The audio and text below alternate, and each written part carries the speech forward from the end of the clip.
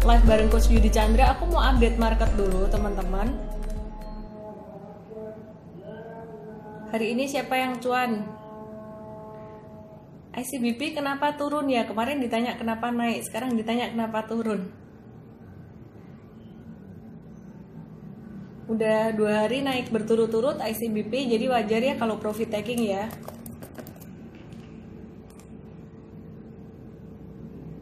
Oke, hari ini IHSG naik dikit di angka 5178. Nah, kalau secara teknikal gimana? Secara teknikal IHSG ini dia breakout dari resistennya di angka 5150. Tapi kalau breakout dari resisten, jangan terlalu pede dulu, jangan terlalu serakah dulu. Kenapa? Karena masih ada satu resisten lain lagi di angka 5250 dan itu merupakan resisten kuat ya, monthly resist.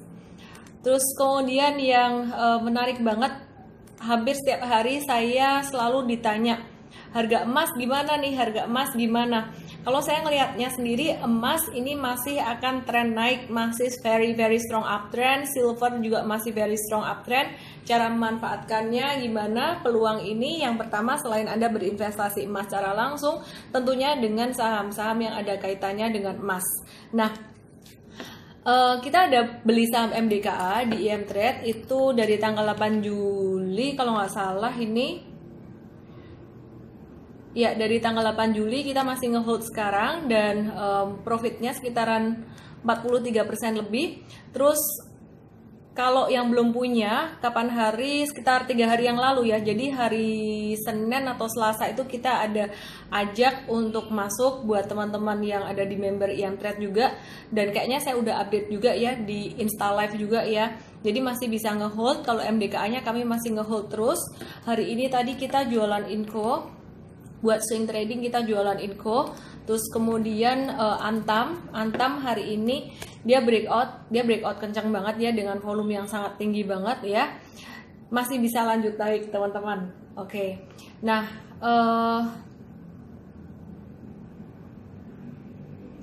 ada sentimen apa? Hari ini ada sentimen positif apa? Teman-teman udah baca belum? Menteri Keuangan kita mau kasih apa? Coba tebak. Ada kejutan apa dari Menteri Keuangan kita? Akan ada pinjaman untuk rumah tangga tanpa bunga alias bunganya 0%. Ya, bunganya 0%. Nah, lagi disiapin nih, aturan-aturannya lagi disiapin gitu ya. Jadi, saya juga nggak tahu ya, ini yang boleh pakai pinjaman 0% ini gimana? Ini masih wacana.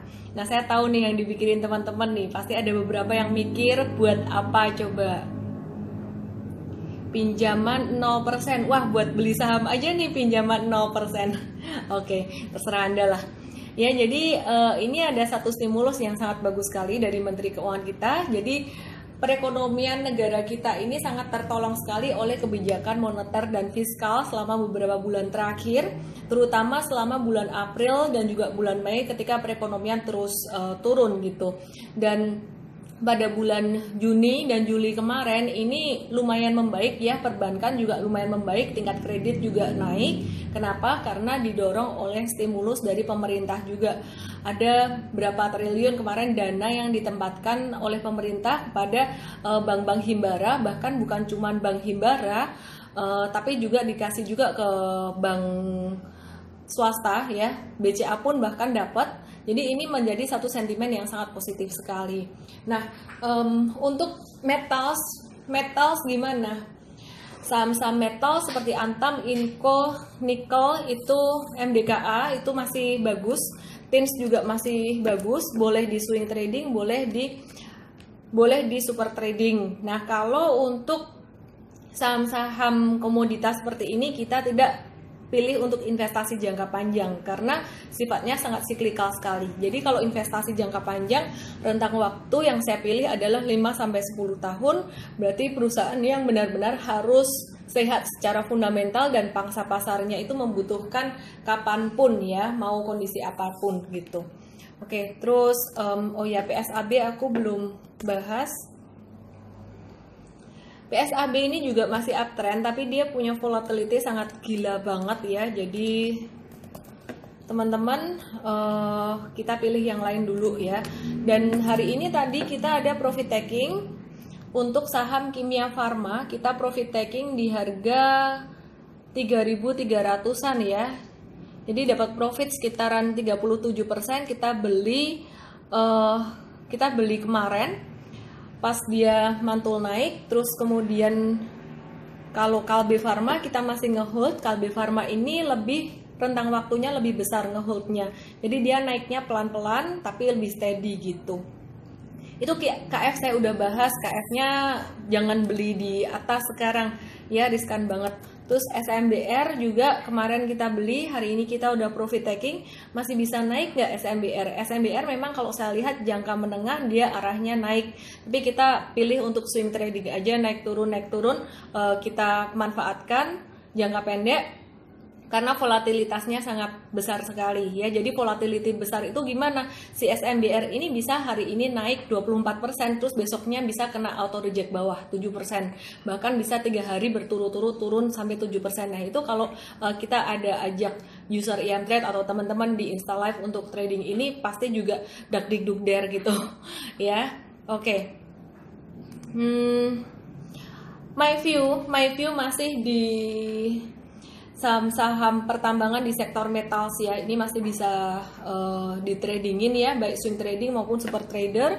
Terus kalau coal gimana? Coal sih kalau saya ngelihat selama COVID-19 ini nggak ada wave 2 di China terutama ya, selama China aman nggak ada wave 2 COVID-19 ini masih akan baik-baik saja ya. Jadi coal juga akan terdampak positif. Kenapa? Karena kalau di China manufaktur jalan bagus, pasti juga mereka butuh untuk mengimpor coal dari Indonesia untuk bahan bakar ya. Jadi ekspor bahan bakar, ekspor coal dari Indonesia ke China itu sangat besar sekali gitu. Oke, jadi saham duit hari ini tadi kita ada beli, ada buyback ya. Kita ada buyback untuk saham duit. Terus kemudian Indi juga menarik ya. Tadi kita masuk duit karena gerakan duit sama Indi tuh mirip banget. Jadi kadang-kadang kita pilih salah satu, kita akan lihat apakah besok Indi masih bisa masuk.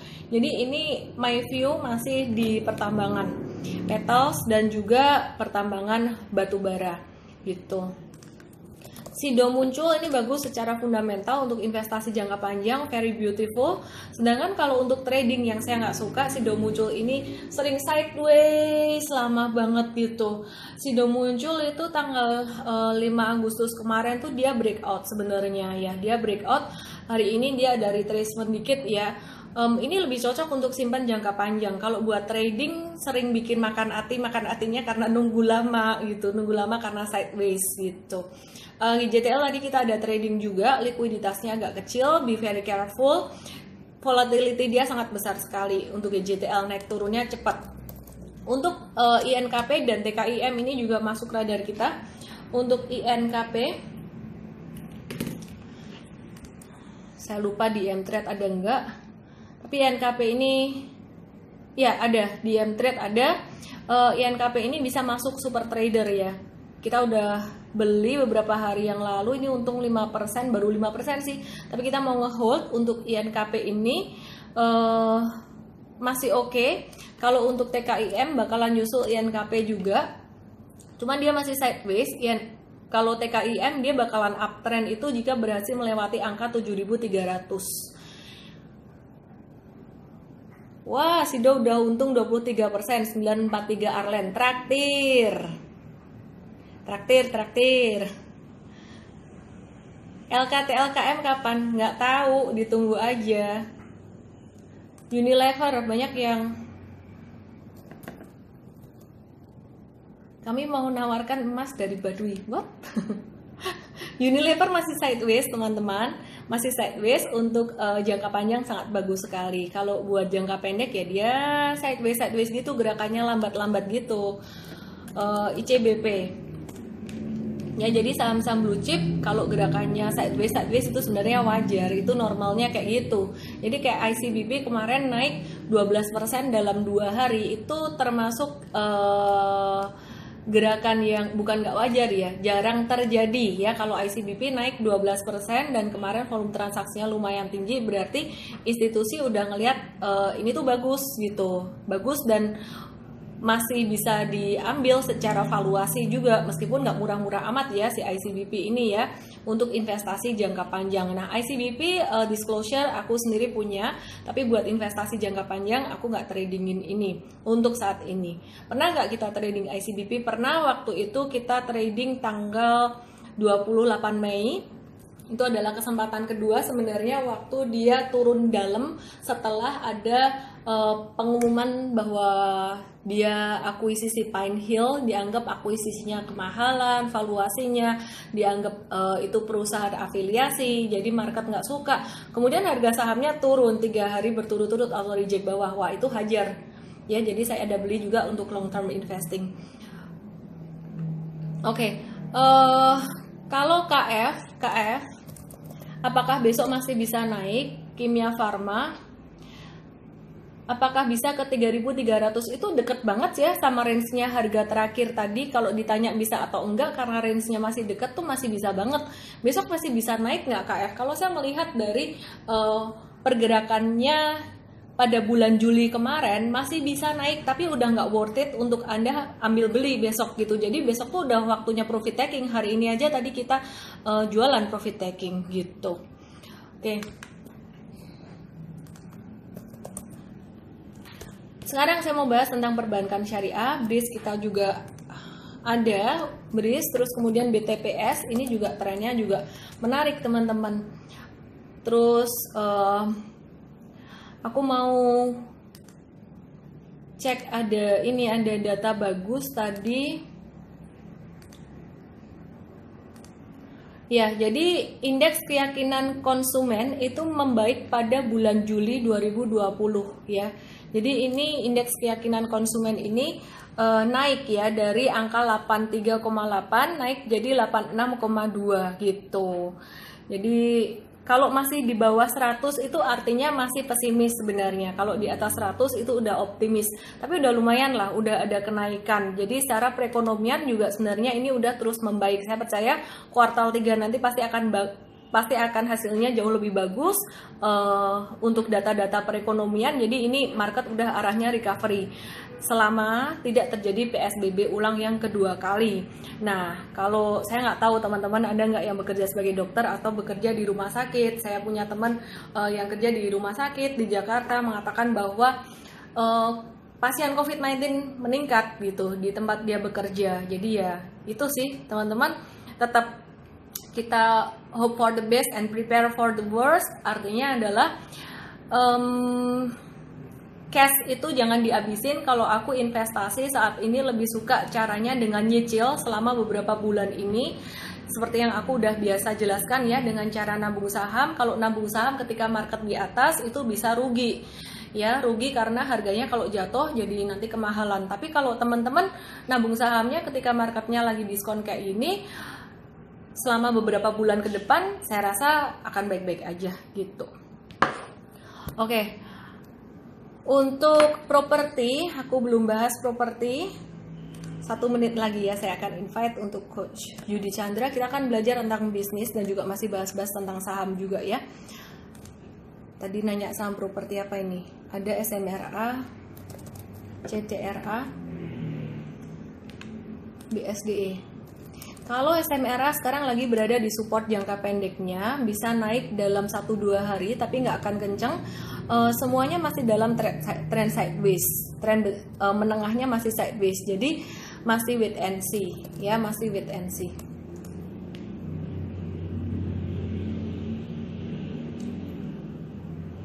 Covid makin banyak, tapi makin nggak takut. Antam gimana? Antam very bullish banget. Jadi Antam kita tadi sebenarnya waktu di M-Trade kita bilang pagi hari Antam itu belum breakout sampai kayak gini. Waktu pagi hari itu candlenya kecil di atas. Jadi udah ada 2 candle naik berturut-turut tuh ada gap up gitu. Jadi pagi hari kita bilang profit taking. Tapi ternyata siangnya dia breaking out gitu. Jadi Antam ini kita jujur kita nggak beli, kita nggak punya karena kita juga udah punya MDKA juga. Cuma nanti kalau misalkan dia turun ada retracement kita akan masuk gitu. Jadi ini udah agak telat buat kita untuk masuk ke Antam hari ini 11,33% karena tadi pagi saya lihat ada sedikit gap gitu naik dan pas di resisten jangka pendeknya gitu. Itu sih, jadi teman-teman kalau yang punya masih boleh nge-hold karena hari ini sore tadi breaking out tinggi kondisinya, pagi dan sore udah berbeda. Maka dari itu kenapa yang trade kasih action belinya itu nggak pernah ketika market tutup di morning briefing suruh beli ini beli itu, enggak, benar-benar real time ya. Jadi kondisi pagi dan sore udah beda. Cleo very beautiful ya. Jadi setelah dia breakout pada tanggal 29 Juli ini kemarin kita super trader dan kita masih ngehold. Yang namanya super trader itu lebih lama rentang waktunya daripada swing trader, jadi kita masih nahan ngehold. KF udah aku bahas ya. Apakah IHSG akan turun? IHSG masih ada sedikit upside sampai 5250 and be very careful, bulan Agustus secara statistik lebih banyak turun daripada naiknya. Jadi teman-teman jangan, ini bukan waktunya serakah ya. Kalau mau trading masih boleh trading. Investasi juga masuk dengan cara nyicil, tapi bukan berarti saya bilang duit Anda langsung ceburin semuanya di situ. Gitu. Take profit Antam di berapa, take profit MDKA di berapa. So that's ketika beli kita real time, ketika jualan kita juga real time, kita nggak pernah target. Jadi kalau beli mungkin kita ada ancang-ancang, oh kira-kira buy on weakness di angka sekian atau buy breakout di angka sekian. Tapi kalau jualan sama sekali saya nggak pernah mau target.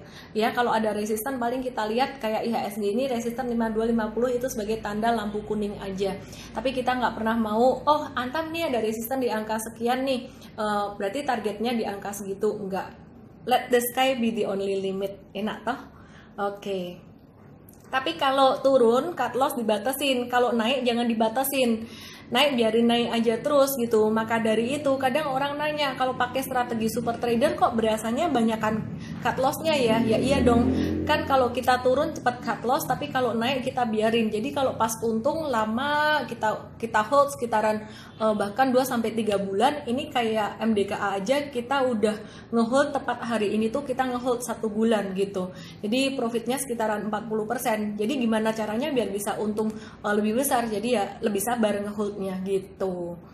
Oke, saya akan invite Coach Yudi. Jangan lupa teman-teman ada giveaway di akhir sesi dan juga teman-teman bisa dapat hadiah langsung seminar online diskon Vagansa. Besok hari Sabtu aku akan bahas tentang laporan-laporan keuangan perusahaan yang udah keluar di kuartal 2 dan gimana secara makroekonomi kondisi Indonesia ini gimana, strategi trading, investasi gimana, saya akan update terus di SODV besok hari Sabtu. Teman-teman bisa masuk dengan kode promo Yudi di Traktir Coach Yudi malam hari ini. Cheers dulu. Hari ini gelasnya pakai Shrek. Oke. Nggak ada papoynya dicuci, dipakai anakku. Oke, aku akan invite Coach Yudi Chandra.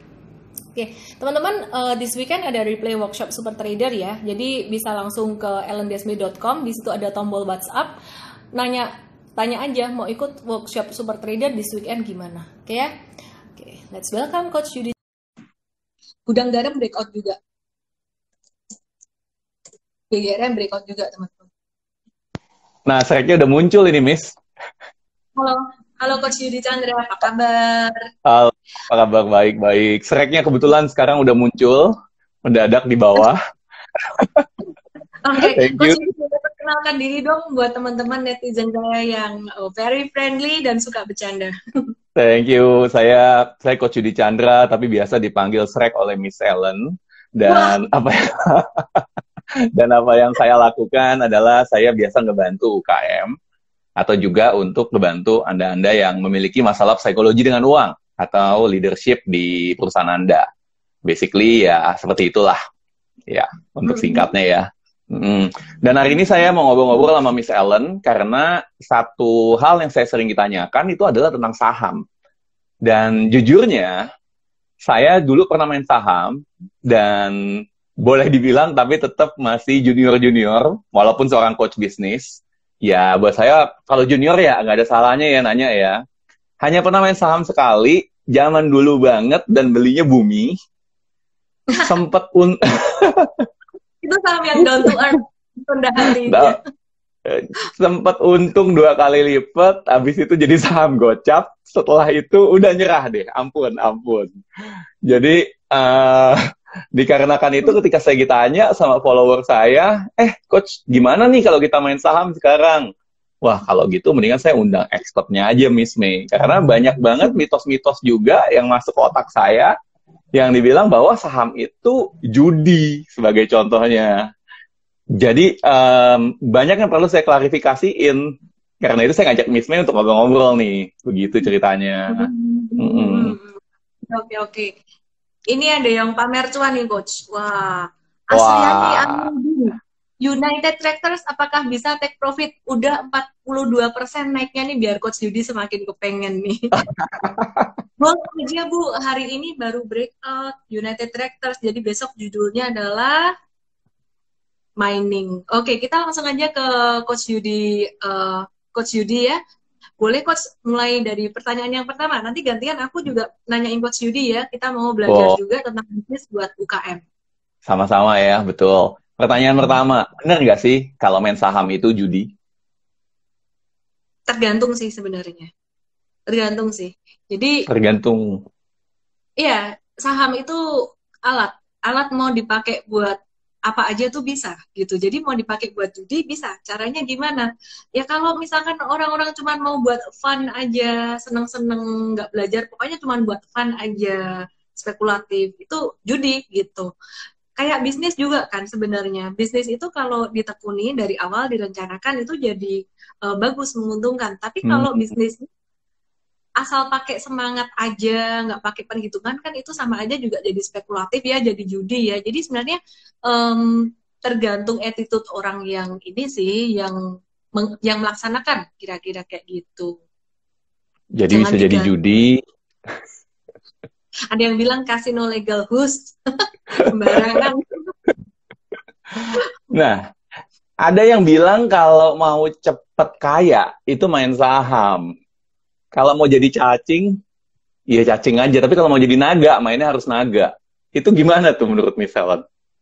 Oke, jadi kalau menurut aku sebenarnya kalau mau kaya itu yang dibenerin mindsetnya dulu, gitu. Mindset kalau saya bilang ya, kaya itu bisa dari bisnis, membangun bisnis dulu, atau nggak harus membangun bisnis nih, kerja pun yang namanya karyawan, jangan disepelein loh karyawan, yang namanya karyawan, ada juga karyawan yang berpenghasilan ratusan juta, bahkan miliaran rupiah. Kita tanya aja karyawan BCA, ya, dia dapat penghasilan berapa itu ya. Jadi, yang pertama yang perlu dibenerin sebenarnya adalah mindsetnya dulu. Kemudian yang kedua harus punya cash dulu ya. Jadi baik dari bekerja sebagai karyawan maupun dalam berbisnis harus punya cash dulu. Nah kalau menurut aku sebenarnya saham ini bukan kendaraan pertama untuk jadi kaya gitu. Jadi kaya tuh yang pertama harus punya active income dulu. Nah saham ini adalah alat untuk mengembangbiakan atau menumbuhkan setelah Anda punya active income yang benar-benar utama gitu. Untuk source of income yang utama. Jadi saham ini sebenarnya untuk yang kedua aja. Kenapa demikian? Karena kalau saham dijadiin tumpuan utama satu-satunya, nah saham itu ada siklusnya, ada naik turun, ada naik turun. Kita harus menyesuaikan diri dengan siklus yang ada di pasar ini. Ngeflow Jack gitu loh. Jadi ngeflow Jack gimana? Ketika kondisi market mulai naik, dalam tren naik, itu strategi apa yang kita gunakan? Biasa saya pakai strategi yang namanya super trader atau trend following. Tapi ketika market lagi down banget, lagi di bawah, itu saya pakai value investing dan juga swing trading ketika dia sudah mulai sideways di bawah gitu. Nah, jadi yang terpenting adalah kita pahami dulu strateginya dan kapan strategi itu bisa dipakai di timing yang tepat. Karena saham itu ada turun, ada naik. Nggak selamanya naik terus, nggak selamanya turun terus gitu ya. Jadi nggak bisa kalau kita mengandalkan 100% source of income dari saham di awal ya. Kalau belakang-belakangan trading for living bisa, tapi di awal nggak boleh kayak gitu karena akan sangat mengganggu sekali psikologi trading, psikologi investasi.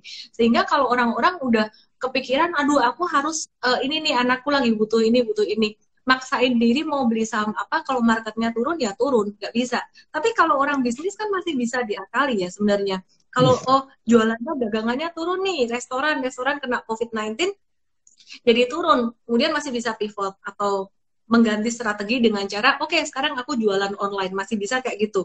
Kalau saham, apa yang harus dilakukan? Yang kita lakukan cuma adjust strategi yang cocok dengan saham itu. Kita nggak bisa mengubah arah dari market itu, gitu loh. Mau sekaya Hmm. apapun, bisa mengubah arah dari IHSG, ya. Mungkin kalau satu dua saham yang nggak liquid, Anda mau tarik harga sahamnya, beli banyak, tahu-tahu harga saham naik, bisa, mungkin. Tapi kalau seandainya Anda mau mengubah arah dari keseluruhan harga saham, itu nggak bisa. Gitu. Jadi kita ngeflow aja gitu. Caranya ngeflow adalah nggak boleh terburu-buru, nggak boleh ada beban gitu. Jadi ngeflow aja, Jack. Ini yang Nah, nanya gadget KF aku udah bahas ya tadi. Oke, silakan Coach. wow. Jadi kalau kita bicara tentang goreng saham, insider trading, ini hal yang seru nih.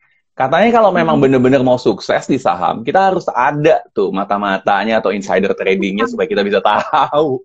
Kalau biasa-biasa aja sepertinya ya di bawah mata rantai seperti itu nggak bisa sukses. Ini bener gak Ini sih? Ini pertanyaan menarik ya, pertanyaan yang frontal sekali dan menarik sekali. Jadi banyak orang yang berpikir bahwa saham-saham yang bisa naik kenceng ini adalah saham-saham yang digoreng atau gerakannya ini dimanipulasi oleh sekelompok orang tertentu, ya. Mungkin kalau Hmm. teman-teman di sini Thanos gitu. Nah, ada beberapa saham seperti itu dan itu ilegal. Kalau sampai terjadi seperti itu, pasti akan diurus tuh sama IDX sama OJK, itu nggak boleh kayak gitu, ya. Itu ilegal. Nah, tapi tidak semua saham-saham yang naik signifikan itu gerakannya dimanipulasi. Ya, tidak semuanya dimanipulasi. Memang kalau harga saham naik itu karena demand lebih besar daripada supply. Tapi bukan berarti kalau demand lebih besar daripada supply itu artinya orang sengaja mainkan supaya dia bisa untung di atas dan retail jadi korban gitu, nggak selalu kayak gitu ya. Jadi kalau untuk investasi kita melihat fundamental perusahaan, kalau untuk trading kita melihat likuiditas perusahaan. Jadi ada beberapa perusahaan yang hari ini breakout, misalnya ada salah satunya MTDL, tapi kita nggak bisa rekomen ke user kita di trade. Kenapa? Karena likuiditasnya ternyata kurang mencukupi Hmm. kalau kita rekom ke seluruh user kita gitu. Bisa-bisa kalau kita beli, habis itu naik, langsung naik. Tapi setelah itu user kita mau jualan nggak bisa, kan sayang juga gitu loh, kasihan juga gitu. Jadi kita harus melihat likuiditas dari perusahaan itu. Gitu caranya supaya tidak terjebak pada saham gorengan. Gorengan. Nah, kalau kita bicara tentang main saham itu hanya untuk yang paham saja gimana tuh, Miss? Oh Kalau iya betul. mendingan jangan katanya. Benar-benar, itu kalau pemula, bukan jangan, kalau pemula harus belajar. Kalau pemula nggak mau belajar, mendingan duitnya dititipin di reksadana, simple. Caranya Hmm. cari reksadana yang kinerjanya bagus terus selama 5 tahun berturut-turut tuh top 1, 2, 3 terus. Nah sekarang reksadana ini dia punya NAB mungkin agak turun ya. Mungkin kalau Anda investasi reksadana di tahun lalu, pasti sekarang rugi gitu. Tapi kalau Anda masuk sekarang, saya percaya nanti tahun depan juga bagus reksadana saham, reksadana ekuitas. Dan Anda harus lihat reksadana yang selama 5 tahun itu top terus. Nah itu saya nggak bisa ngomong. Nah itu teman-teman bisa lihat di google.com aja ada tuh banyak gitu. Ya jadi kalau yang pemula di saham harus belajar memang. Jadi saya bilang kalau teman-teman nggak mau belajar jangan di saham, di reksadana aja. Galak Di ya. reksadana. Nah, kalau uang belajarnya itu yang direkomendasiin berapa tuh? Dalam arti Bebas kata, sih. Ya, bebas sih. Jadi di ini ya di galeri investasi di sekolah pasar modal itu mereka bisa buka rekening itu semurah hanya 100.000 rupiah aja. Jadi wow. kalau buka rekening dan 100.000 itu bukan untuk bayar loh, itu duit Anda sendiri untuk ya nanti untuk beli saham gitu minimalnya segitu karena ada beberapa sekuritas yang kasih minimal itu 10 juta gitu. Ada yang beberapa kasih 10 juta minimalnya. Nah, buat mahasiswa buat yang masih pemula banget mungkin itu nggak terjangkau. Tapi kalau kita lihat IDX benar-benar very sportif banget, 100.000 ini bisa banget. Dan apa bisa untung sih 100.000? Saya ada post satu video di TikTok. Postingan ini saya buat saham-saham yang bisa dibeli dengan cepeceng ya. Waktu itu Cepet. ada nggak yang nonton teman-teman? yang bisa dibeli dengan cepeceng. Kalau cepeceng berarti harga sahamnya di bawah 1.000 rupiah. Contohnya yang baru aja naik hari ini yang kenceng banget naik itu saham aneka tambang. Jadi emas kan lagi naik-naiknya ya, harga emas lagi naik-naiknya. Jadi saham yang ngikutin harga emas banget itu si MDKA. Ya, jadi MDKA. Nah, kalau Antam ini dia naik juga, tapi nggak sekencang si MDKA. MDKA itu Merdeka Copper Gold, ya. Nah, jadi si Antam hari ini naik 11%, naik 11%, itu harganya masih 835. Kalau beli pakai 100.000 cepeceng bisa nggak? Bisa banget. Masih masih lebih-lebih, cuma perlu 83.500 belum komisi broker. Nah, kalau pakai 100.000 saya rasa komisi broker pun cukup itu buat beli segitu. Jadi sangat terjangkau sekali gitu. Gila. Jadi 100.000 juga bisa ya sebetulnya beli saham ya? Bisa banget Terjangkau. coach. Oke, Bisa banget. menarik. Sebenarnya buat Banget. yang takut itu sebenarnya caranya gampang banget. Start dari modal kecil dulu. Jadi geng satu lot. Siapa di sini geng satu lot? Ayo absen. Nah, kalau beli saham itu apakah memang benar pas saat-saat seperti sekarang nih, pas lagi ngedown banget, lagi krisis, apakah itu saat yang tepat? Jadi gini, kalau tahun 2020 ini tahun spesial buat aku ya. Kenapa? Karena tahun ini tuh kayak ngulang tahun 2008 kurang murah sebenarnya. 2008 itu murah banget, diskonnya IHSG itu 60% lebih. Sedangkan tahun ini IHSG tuh diskon mentok cuman sampai 40%. Sejujurnya kalau saya sebagai investor saham, saya berharap diskonnya lebih. Tapi saya nggak boleh juga kayak gitu. Masa saya mau berharap COVID-19 wave 2 kan nggak mungkin juga gitu. Itu hanya bisa terjadi jika ada wave 2 COVID-19. Saya juga nggak mau berharap itu ya. Jadi mesti balance juga. Tahun ini tuh dikasih diskon IHSG itu cuma 40% diskonnya. Artinya saham-saham premium, saham-saham blue chip berkapitalisasi besar itu diskonted ya sampai 40%-an itu. Saham big caps yang mempengaruhi gerak IHSG banget tuh apa aja? Ada BCA, BRI, ya dua itu yang paling gede. Dua itu paling gede. Nah, kita taunya ini nggak ada diskon tambahan diskon sampai 60%, gimana tuh, Miss? Udah recovery, jadi udah ada pola recovery kan, kemarin dari Maret itu udah naik cepet banget dan sekarang juga udah pola recovery-nya udah masuk ke tren naik gitu, udah masuk ke aku mau jelasinnya gimana ya, karena ini teknis banget sih. Udah masuk ke stage 2 gitu. Jadi kalau huruf tuh udah mulai ngebentuk huruf P, terus udah mulai naik lagi gitu. Ya kan kalau recover kan dari turun jadi naik ya. Ada recovery P, W, atau huruf U kayak gitu. Nah, saya sih nggak tahu nanti bulan Agustus September ini apakah akan turun lagi sedalam Maret atau enggak, tapi kemungkinannya kecil kalau turun sampai sedalam Maret karena beda banget kondisi di bulan Maret kemarin itu pasar jatuh dalam kondisi yang indecision banget. Jadi orang-orang tuh nggak tahu, wah ini gimana ya ini ke depan ya COVID-19, sampai banyak yang membandingkan dengan 1929, krisis 1929, krisis 2008. Wah ini bakalan lebih parah nih daripada 2008. Kenapa? 2008 yang kena cuma sektor finansial. Kalau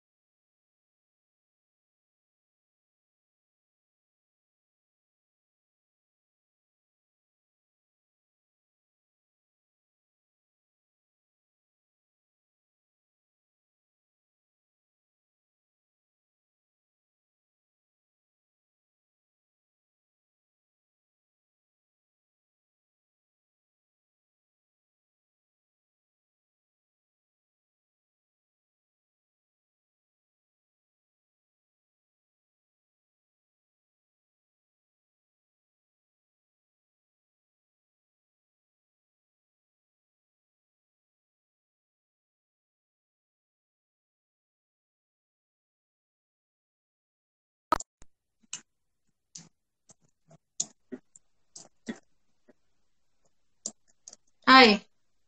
Halo, kayaknya balik lagi nih. Tadi sempet nge-lag, Miss. Oke, tadi aku ngomong apa yang terakhir ya? COVID-19. Nggak tahu tadi ngomong apa. Ya, Saya dengarnya intinya COVID-19 terakhir kali. aku pakai Telkomsel loh. Seriusan. Oke, oke. Langsung ini. Oke, Coach. Lanjut, Coach.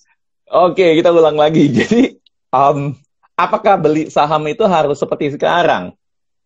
Krisis seperti sekarang ini. Dan mungkin nggak sih balik lagi seperti, maksudnya turun lagi dan bahkan diskonnya sampai ke 2008. 60%? Enggak, kayaknya susah ya kalau sampai kayak 2008 turunnya. Karena yang lucu gini. Yang lucu tuh gini. eh Pada saat permulaan COVID-19 pada bulan Maret April kemarin itu ekonom-ekonom dunia termasuk IMF itu ketakutan. Mereka memprediksi, mereka hitung-hitung, wah ini bahaya nih. Ini kalau sampai krisisnya di sektor real kena, padahal 2008 itu bukan sektor real, cuman sektor finansial. Bakalan lebih parah daripada 2008. Semua ngomongnya bakalan lebih parah dari 2008, mau IMF, mau World Bank, mau OECD, ya. Jadi bahkan banyak yang membandingkan dengan 1929, krisis yang parah banget. Tapi karena mereka tahu bakalan parah, maka yang dilakukan adalah semua kebijakan moneter dan fiskal itu dilakukan secara gila-gilaan, langsung keluarin semua senjatanya. Beda sama tahun 2008 waktu itu. Jadi kalau bulan Maret 2020 ini langsung semua senjata ibarat dikeluarin semua, pertolongannya keluarin semua. Kalau 2008 dikeluarin belakang-belakangan, mungkin dipikirnya ya nggak apa-apa, masih bisa bertahan, keluarin belakangan. Nah, tahun ini Bank Sentral seluruh dunia itu jor-joran banget, termasuk Indonesia juga, meskipun Indonesia masih belum sebesar negara-negara lain gitu ya di dalam memberikan stimulus.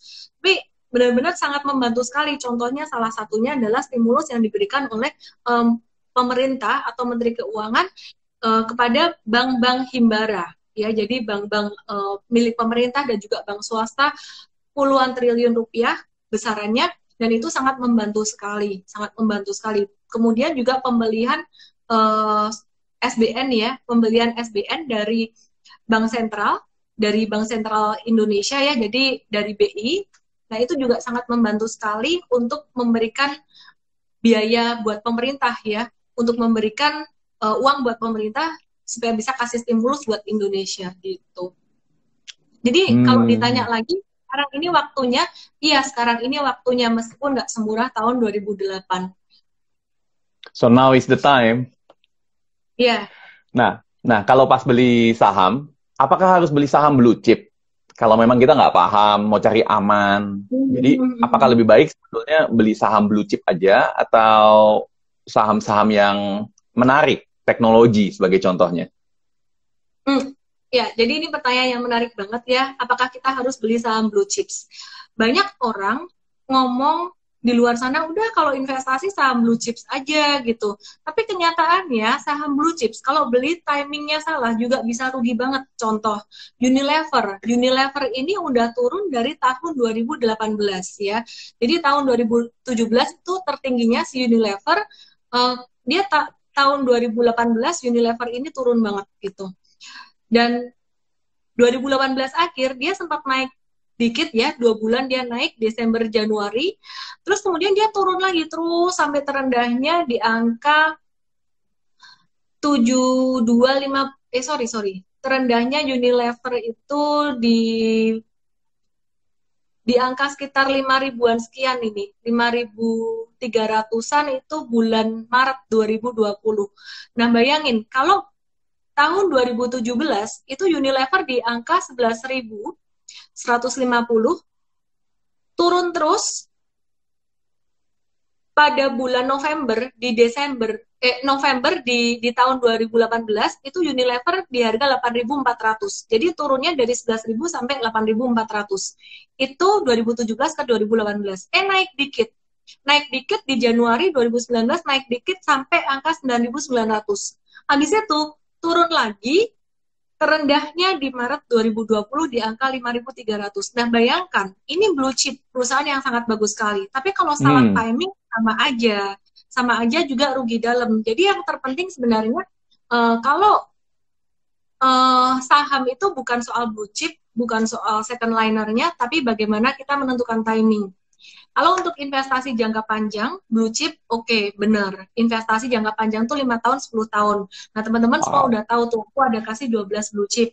BCA, BRI, BMRI, BBNI, Unilever, HMSP, Gudang Garam, Indofood, ICBP, KB Pharma, kemudian ada 2 lagi, Astra International dan TLKM. Itu cocok buat long term investing.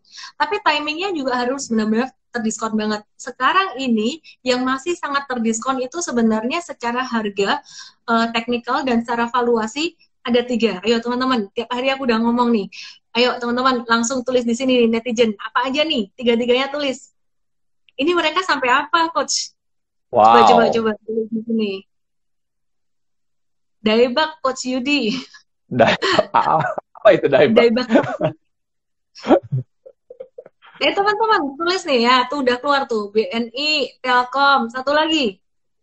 HMSP. Ya, jadi 3 yang masih murah secara harga dan valuasi 3 itu. Nah, kalau aku Hmm. kasih masih murah secara harga, secara valuasi, itu pasti pada ngomongnya, tapi trennya turun. Waduh, ini beda urusan. Jadi kalau tren turun, buat trader mungkin nggak menarik ya. Tapi kalau buat Hmm. investasi jangka panjang, fundamental perusahaan bagus, valuasinya lagi murah, kemudian harganya juga belum naik banyak, pas di support monthly, ini cocok banget, boleh diambil gitu. Kalau Gudang Garam itu valuasi terdiskon, tapi secara teknikal dia sebenarnya udah lumayan naik gitu. Bahkan hari ini si Gudang Garam ini breaking out gitu, teman-teman. Jadi itu Coach Judi kalau mau mulai investasi, besok buka rekening saham, langsung beli 3 saham itu buat long term investing. Nggak usah Siap. diapa-apain, mau market turun biarin aja. Telkom Telkom ini masih patut dibeli apa karena signalnya masih lemot begini ya, Miss? Iya, jadi sebenarnya kalau Telkom dan juga Astra International itu kalau buat long term investing aku buat ini sih, buat diversifikasi aja. Jadi kalau buat long term investing tuh yang aku harus punya adalah BCA tuh harus punya, BRI aku harus punya, terus kemudian antara ICBP atau Indofood itu salah satunya aku harus punya. Nah, selebihnya atur aja gitu. Unilever juga saya punya gitu. Jadi 12 saham tadi sebenarnya saya punya 10, ada dua aja yang saya nggak punya gitu. Tapi itu nggak penting ya, yang terpenting adalah timing. Jadi 3 yang sekarang timingnya masih murah gitu. Nah, pertanyaan yang biasa nih dari pembisnis. Kita kan biasa invest uang itu balik lagi ke bisnis kita ya, terus-menerus ya. Nah, alasan utamanya itu sebetulnya simple. Alasan utamanya itu rata-rata bilang, Coach, saya itu nggak percaya kalau kita invest uang ke suatu bisnis, di mana bisnis itu dikelola oleh orang lain. Ya mendingan, apakah itu bisa dipercaya sebetulnya? Karena Hmm. kan kita nggak tahu gimana running bisnisnya. Dalam arti kata, Telkomsel sebagai contoh. Kita kan nggak tahu tuh. Nah, ini gimana nih, Miss, menurutnya tanggapannya? Jadi kalau kalau untuk long term investing banget, memang aku ngelihat secara fundamental laporan keuangan, aku lihat selama minimal 5 tahun. Sebenarnya ngelihat laporan keuangan tuh very simple banget ya. Yang aku lihat adalah satu, cash ratio dia, kemampuan dia bayar utang di dalam jangka pendek itu gimana. Kemudian yang kedua adalah net profit margin dan juga return on equity. Net profit margin alias laba perusahaan itu dia harus naik terus dari tahun ke tahun. Nah, oh ya, ada yang penting lagi. Selain net profit margin, aku suka melihat operating profit margin. Artinya adalah laba perusahaan yang benar-benar dihasilkan dari operasional perusahaan. Karena kalau aku melihat net profit margin atau laba bersih keseluruhan setelah pajak, biasanya tuh ya, dia tuh udah terpengaruh hitung-hitungannya NPM ini udah ada keuntungan dari yang lain-lain selain dari operasional. Contohnya dari penjualan aset, dari keuntungan selisih kurs, kayak gitu. Makanya aku suka ngecek lagi setelah net profit margin, aku akan cek operating profit margin dia berapa. Jadi benar-benar keuntungan yang didapatkan dari operasional, ya itu. Terus yang berikutnya saya perhatikan adalah return on equity, berapa persen return on equity perusahaan ini, keuntungan dibandingkan modal, keuntungan dibandingkan dengan aset, dan itu sangat bagus kalau dari tahun ke tahun naik terus-menerus. Nah, yang menarik, perusahaan yang udah gede, yang udah big caps, sangat sulit sekali bagi mereka untuk profitnya grow tinggi. Ya, jadi growing tinggi, bertumbuh tinggi itu susah, karena mereka udah ukuran gajah. Nah, yang menarik tuh beberapa perusahaan masih bisa bertumbuh. Contohnya ICBP dan juga HMSP. HMSP itu secara profitability bagus banget. Kecuali kuartal 2 tahun 2020 ya. Ini kan terdampak COVID-19 juga. Dia masih cuan meskipun cuannya turun gitu. Tapi selama 5 tahun terakhir itu aku lihat dia benar-benar return on equity-nya tinggi, dia bisa naik terus dan very beautiful gitu. Cuman ya itu tadi dulu sempat aku ragu-ragu aku mau beli nggak. Kenapa? Karena rokok. Masa iya aku beli perusahaan rokok karena aku nggak suka orang ngerokok gitu. Aku ada orang ngerokok deketku aku sebel banget gitu pasti langsung kabur gitu. Jadi ya itu sih. Tapi akhirnya aku beli juga. Akhirnya beli Oke. juga ya, Miss ya. Nah, kalau kita bicara tentang Emron contohnya. Ini saya penasaran aja nih. Kok bisa sih Tentang apa? sampai Emron, perusahaan Emron yang dulu Oke. yang sangat terkenal banget, Betul. tapi ternyata tiba-tiba ngedrop dan Mm-mm. habis gitu. Itu Mm-mm. gimana tuh bisa terjadi tuh seperti itu tuh, Miss? Oh ya, Kira-kira jadi apa kalau sih yang salah gitu tuh? jadi gini ya, yang namanya laporan keuangan itu kan pasti udah diaudit dan kalau aku nggak salah tuh ada 4 auditor yang paling terkenal banget di Indonesia. Kalau udah diaudit oleh salah satu dari 4 auditor ini tuh harusnya udah valid gitu, ya. Tapi pertanyaannya ada nggak perusahaan yang nakal palsuin laporan keuangannya gitu? Ternyata masih ada 1 2 tuh masih ada dan kalau sampai ketahuan, waduh itu bisa kena kena kena penalti, kena hukuman gitu. Saya nggak enak kalau mau nyebutin brand, ya teman-teman udah tahu lah sebenarnya. Dan karena sekarang sahamnya juga udah nggak gitu aktif, ya aku cek dulu ya. Oke, jadi perusahaan ini dulu sempat menjadi institution darling. Jadi institusi itu melihat fundamental perusahaan ini cakep, bisnis modelnya juga bagus, pasti tahu teman-teman ya. Dia di sektor consumer good juga, itu kan sektor yang aku suka. Depannya A, perusahaan ini belakangnya A, ya. Nah itu auditornya teman-teman udah tulis semua. Nah jadi perusahaan ini tuh nggak ada yang nyangka bahwa dia akan buat yang aneh-aneh di laporan keuangannya dan benar-benar jadi institution darling banget perusahaan ini. Tapi kenyataannya bisa terjadi juga. Jadi uh, Hmm. kita ambil hikmahnya kayak gini. Semua tetap harus tanggung jawab dikembalikan ke investor. Bagaimana cara mengantisipasi kejadian-kejadian seperti ini? Nomor satu banget adalah aset alokasi. Jangan semua duit dimasukin ke saham.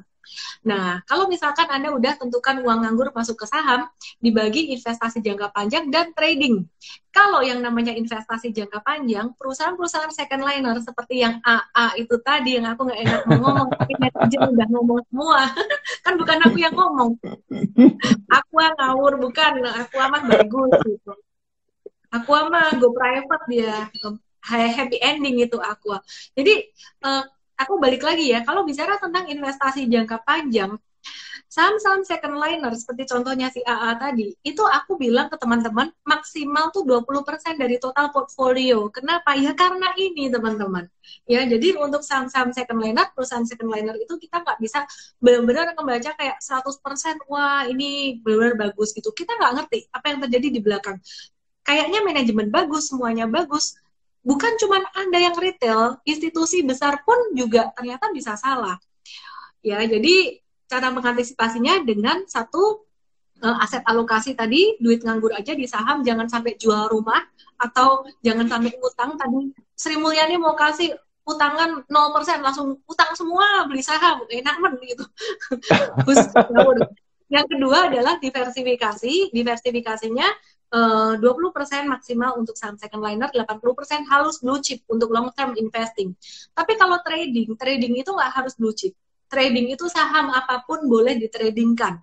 Nah, kita jagainnya kalau trading ini gimana? Yang penting banget adalah likuiditas. Kita harus pilih perusahaan yang likuiditasnya cukup buat kita beli dan jual.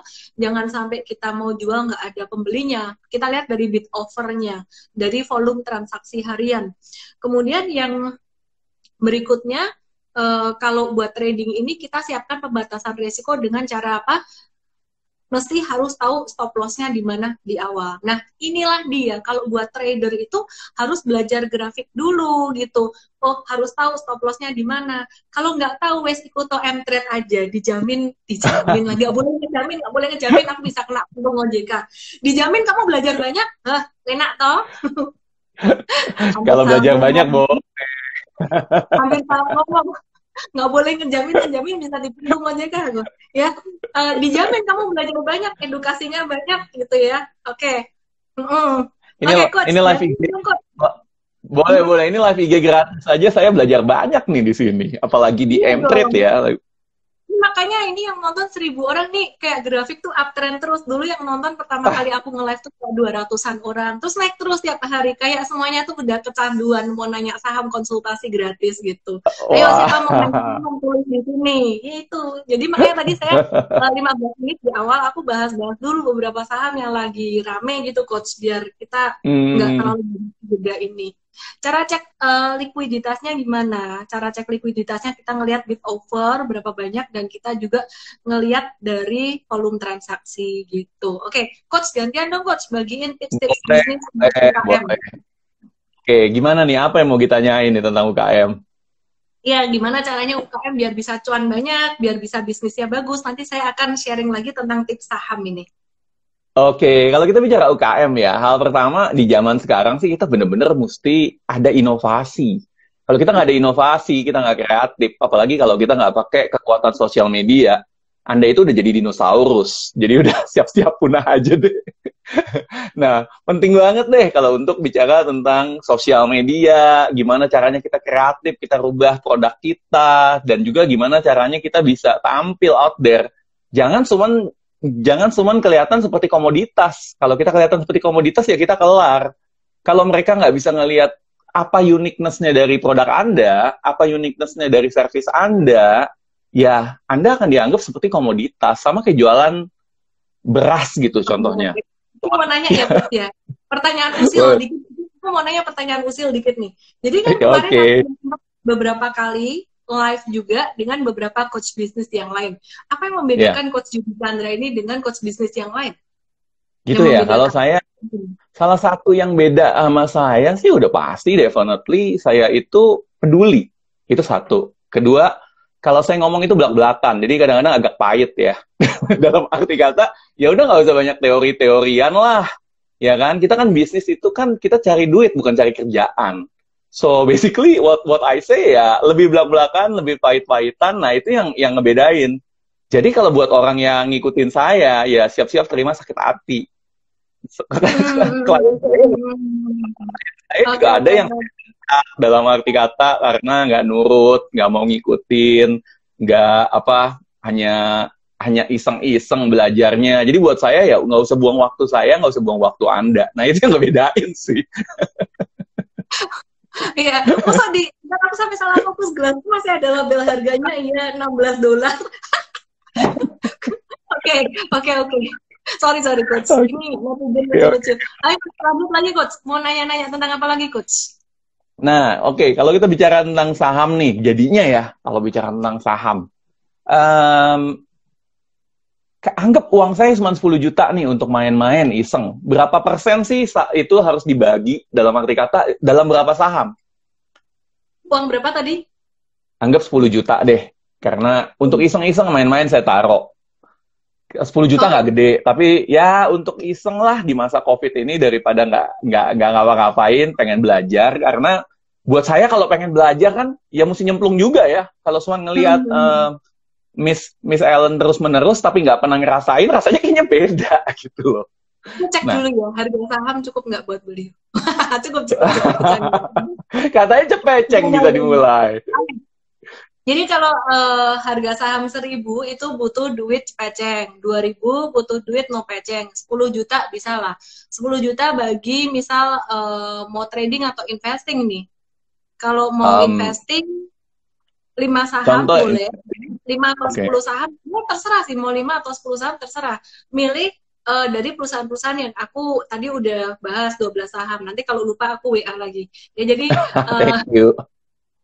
ada BCA, BMRI, BBRI, Bank BNI ya. terus kemudian Unilever, Indofood, ICBP harus apa nih teman-teman kalau tebak-tebakan ulangan, apalagi Unilever, Indofood, ICBP, kemudian Kalbe Farma, GGRM, HMSP, terus kemudian ada Astra International dan juga ada TLKM. Jadi milih aja 10 di antara 12 ini. Terus itu kan berarti ada yang nggak bisa tuh, ada yang harganya lebih dari itu. Jadi pilih aja yang bisa bisa dipilih di situ. Misalkan nggak bisa milih 10, kemahalan harganya, berarti 5 aja cukup gitu. 5 aja cukup. Nah, cara belinya bisa sekali beli itu dengan cara strategi lamsam atau dengan nabung saham. Tapi kalau modalnya cuma 10 juta tadi, itu sekali beli aja nggak apa-apa gitu. Misalkan 5 saham, aku pilih langsung ya, biar gampang ya, HMSP, TLKM, BBNI. Sekarang kalau sudah muncul, nih fundamental masuk Sido muncul 1. Terus kemudian ya, kita lihat, saya nanti dulu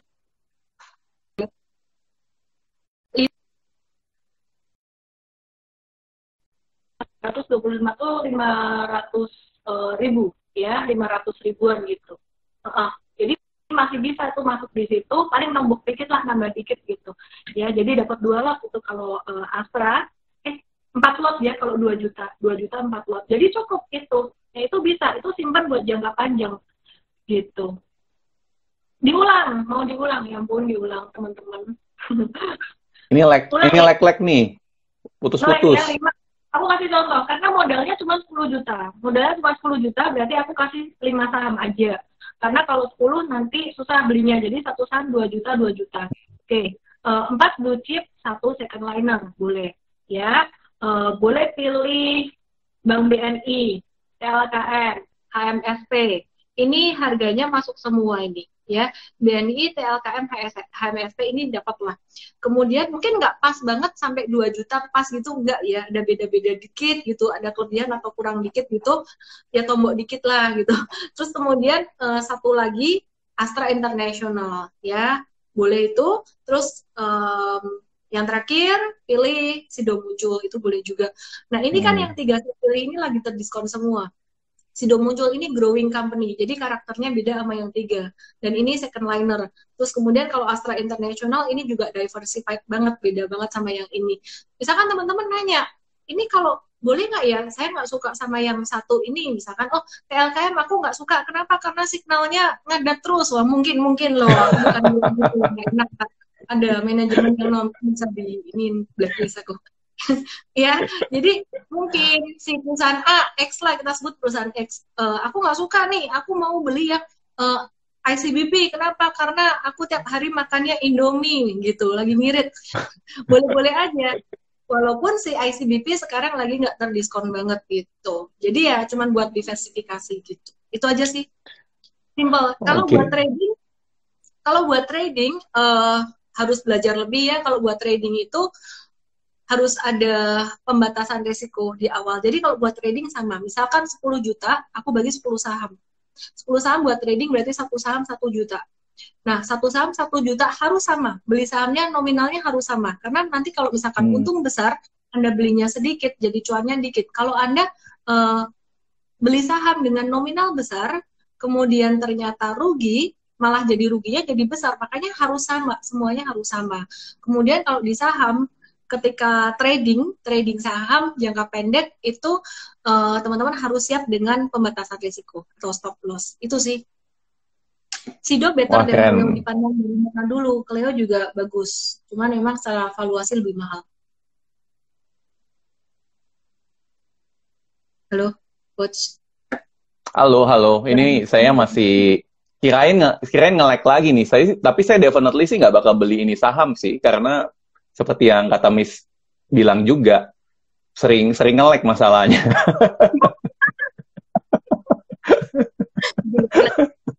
jadi bikin sebel. Apa? Boleh beli Kalbe Farma. Kalbe Farma itu dia lagi penelitian ini kan, vaksin ya, sama Korea. Jadi ini nanti mau dites di bulan September. Kalau misal it works, itu akan jadi sentimen yang bagus banget buat dia. Tapi yang saya bingung tentang Astra. Sekarang kan pembelian mobil lagi turun banget nih. Apalagi Nah, gitu. ngedropnya gila-gilaan dan kita Hmm. nggak tahu sampai kapan. Kenapa bisa pilihannya bisa Astra ya? Karena gini, Astra International itu justrunya eh, Astra International itu kan orang-orang taunya dia perusahaan otomotif ya. Tapi sebenarnya Astra International ini anak usahanya banyak. Jadi dia udah seperti satu perusahaan apa ya, konglomerasi namanya. Ya, jadi anak usahanya banyak gitu. Di dalamnya ada Astra Agro Lestari, terus kemudian ada Astra Gravia, terus kemudian ada Astra Auto Parts, ada United Tractors, itu juga anak usahanya si Astra International. Jadi kalau teman-teman hari ini lihat si United Tractors naik, ini juga memberikan sentimen yang positif positif buat si Astra International juga buat ASII. Nah, kalau si United Tractors melempem ya, jadi Anda lihat UNTR hari naik, Astra juga bisa naik. Nah, kalau perusahaan ini United Tractors dia stagnan, sempat penjualannya turun karena perekonomian di China beberapa tahun yang lalu sempat melemah. Jadi permintaan alat berat dan juga batu bara turun banget. Itu sangat mempengaruhi sekali Astra International. Jadi ASII-nya ikut stagnan, ikut sideways gitu. Terus kemudian ALI, Astra Agro Lestari, itu kan sangat siklikal sekali ya, sangat dipengaruhi oleh harga komoditas atau harga CPO. Nah, itu juga ngaruh banget kalau alinya dia lagi tren turun, itu Astra Agro Lestari juga bisa pengaruh gitu. Bukan lebih baik beli UNTR langsung, Miss? Karena kan Ya sudah nggak apa-apa. memang terpisah. Ya, kalau UNTR langsung itu berarti kita lebih ke trading ya. Kenapa? Karena kalau untuk perusahaan Hmm, komoditas, perusahaan coal, perusahaan eh, alat berat, coal, ini kan sangat siklikal sekali dengan kondisi perekonomian juga. Kalau ekonomi di China bagus, UNTR akan bagus. Tapi kalau I ekonomi di see. China turun, akan turun banget. Nah, kenapa saya bilang dari sekitaran sebulan kemarin, itu coal bakalan bagus. Karena PMI, indeks PMI China itu udah naik di atas 50, mereka udah ekspansif lagi, gila banget kan. Jadi kalau chartnya PMI di Amerika itu setelah COVID sembuh, COVID-19 ini apa namanya lockdown dibuka, dia naiknya pelan-pelan. Tapi kalau di China itu dia Hmm. langsung naiknya tuh dari bawah langsung boom, langsung ke atas gitu. Jadi Wow. recovernya cepat banget. Jadi ini bagus kalau untuk coal ini cyclical banget ya. Sekarang lagi masa recovery, dia baru mulai naik gitu. Jadi kalau untuk coal sendiri perusahaan yang sekarang lagi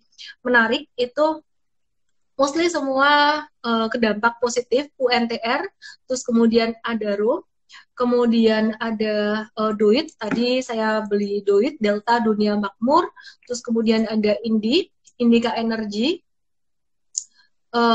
ya, ini ada Pak Bara nggak ya? Bara Tambu Bolon. Biasanya nanyain ini juga masih akan naik, tapi ini bukan buat investing, ini buat trading aja. Jadi ngikutin juga harga komoditas metalsnya kan naik terus itu. PTBA yang gerakannya pelan-pelan, ini juga hari ini mulai menguat. Jadi kalau PTBA dan ITMG itu pelan-pelan banget gerakannya, tapi kalau untuk kemudian Doit itu gerakannya lebih cepat gitu. PTBA Kalau lebih ke bicara PLN. Gimana coach? kalau bicara perusahaan yang membuat barang mewah gimana? Karena Hmm, setahu saya itu penjualan Hermes di China itu booming banget tuh.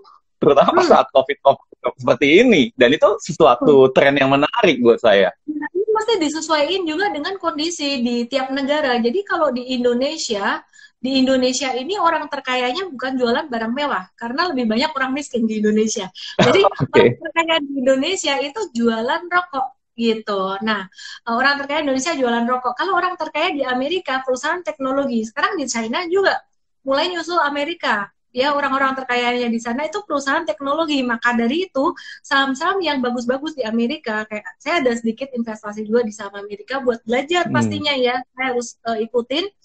Jadi teman-teman nggak harus di saham Indonesia aja udah cukup. Kalau saya di saham Amerika saya harus karena saya harus belajar. Nah, aku belinya perusahaan-perusahaan teknologi dan it works very well gitu. Kalau di Indo lain, di Indonesia saya nggak masuk yang teknologi. Di Indonesia Oh, saya masuk yang tadi saya bilang perbankan dan juga consumer goods. Nah, kenapa perbankan? Karena Indonesia ini perusahaan-perusahaan yang berkapitalisasi terbesar di Indonesia yang ukurannya gede-gede itu adalah perusahaan perbankan. Jadi kalau dia jatuh itu udah pasti big money kayak reksadana institusi itu mau banget ambil ini gitu. Kayak BCA. BCA itu kalau menurutku ya, itu saham sultan banget, tersultannya di Indonesia. Saham ini susah turun, gampang naiknya. Jadi yang buat kamu suka jantungan deg-degan dak dikduk der, belilah BCA aja udah tinggal diem tinggal tidur ya. Jadi BCA ini susah turun, gampang naiknya. Kayak kemarin tanggal 3 Agustus dia sempat turun sekitaran 6%, hampir auto reject bawah itu, hampir kena batas bawah nggak bisa turun lagi si BCA ini.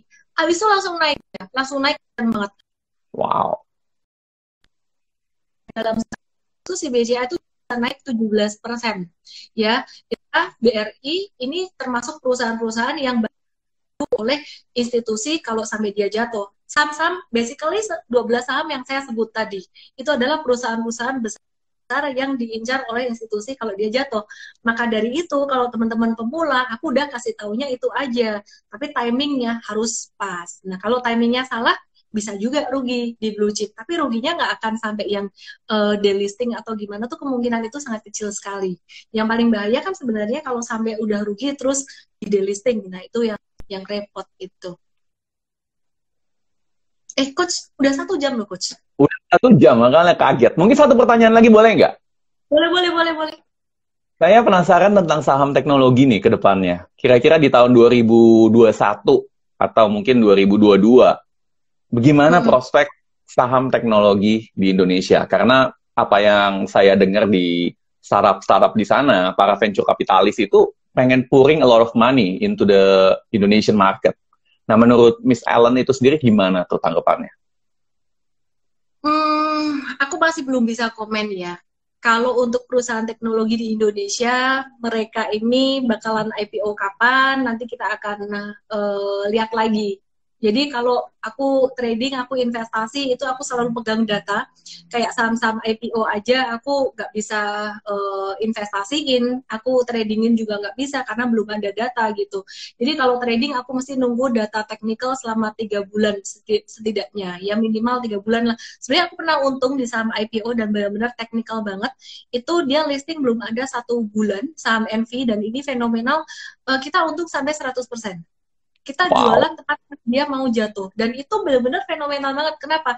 Habis itu besoknya 2 hari naik, besoknya jatuh parah. Nah, ada beberapa yang nggak sempat jualan, udah dikasih tahu berkali-kali, jualan mungkin nggak dibaca atau gimana, turun. Nah, itu kan terus ngoceh-ngoceh juga. Kita mengantisipasi mengurangin itu. Jadi saham IPO itu yang kita beli setidaknya tuh paling nggak 3 bulan dia udah ada bentuk chartnya. Jadi kalau untuk perusahaan yang belum di listing di bursa, aku belum berani komen. Karena bicara tentang perusahaan teknologi, meskipun dia didonasi lagi, diduitin oleh venture capital ya, mau berapapun nominalnya, saya nggak mau sebut nama, kita mengenal sekarang, saya baca Dell Street Asia, media-media startup seperti itu, banyak sekali yang collapse. Jadi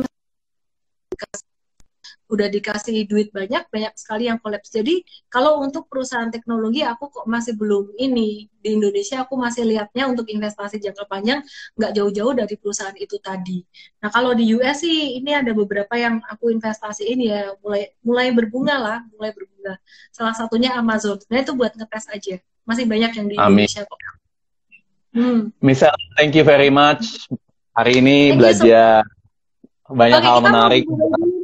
Ditunggu hadiahnya sama netizen, 15 hari IM Trade, dan manfaatkan beberapa hari ini sampai hari Selasa besok, sampai hari Selasa pekan depan. Ini ada live trading setiap pagi jam 9 bersama saya. Ya biasanya kan ada morning briefing, ada day briefing oleh tim kita 2 kali sehari, dan juga real time referensi beli jual saham itu real time, beli apa jual apa diingetin, profit taking juga diingetin. Dan selama 7 hari dari Senin kemarin sampai Senin depan, sampai Selasa depan itu jam 9 pagi ada live trading bersama saya. Sebenarnya ini program untuk yang ikut workshop super trader gitu, tapi untuk umum saya buka juga gitu. Oke, jadi manfaatkan baik-baik giveaway ini dengan cara nanti kalau menang DM saya dengan ketik EMT15 nama, email, dan HP. Jangan nulisnya saya menang giveaway, woi. Susah di follow up, woi.